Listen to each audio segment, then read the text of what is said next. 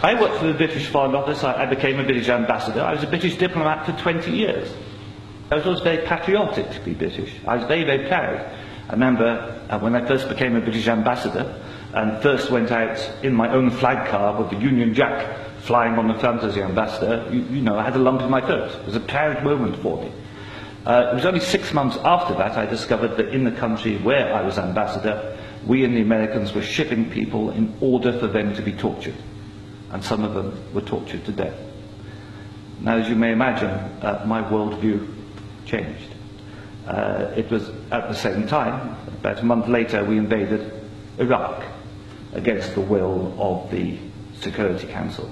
Not just without permission of the Security Council, but in the full knowledge that if it had gone to the Security Council, we would have been voted down.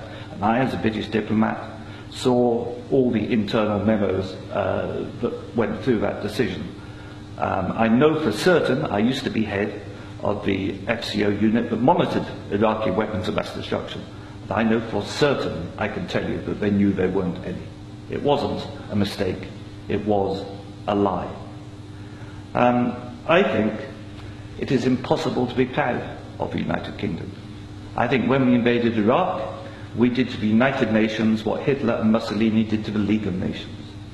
And I think what we've done since, where the truth is often much hidden in the bombing. If you look at Libya, disaster now, we bombed it. We killed 15,000 people when NATO bombed Sirte, something they never told you on the BBC.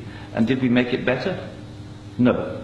I saw in Uzbekistan, I saw the gas contract signed by Enron and a company called Unocal, which George Bush Sr. was on the board, to dig out gas pipelines from Uzbekistan and Kazakhstan over Afghanistan down to the Indian Ocean. That was actually what the Afghan war was about. They'd actually had talks with the Taliban and Unocal to see if the Taliban would provide pipeline security. The person who held those talks was the consultant for Unocal, who was a certain Mr. Karzai, who, after being employed by George Bush Sr. as a consultant, went on to become president of Afghanistan. That was their plan B. The Taliban wouldn't do it, so they invaded. It usually, I've seen it on the inside, it's almost always about control of resources. It is every bit as corrupt as our first speaker. I'm sorry, I'm also terrible at names. You are absolutely right, Andrew. And I can tell you it's not an academic construct. The system stinks.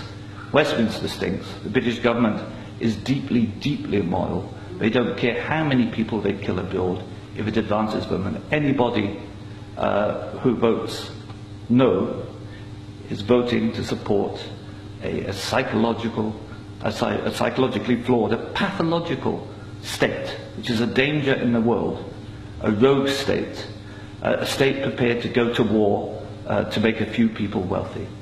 That's why I say it's not possible to be a decent person and vote no, and we shouldn't be ashamed to say that.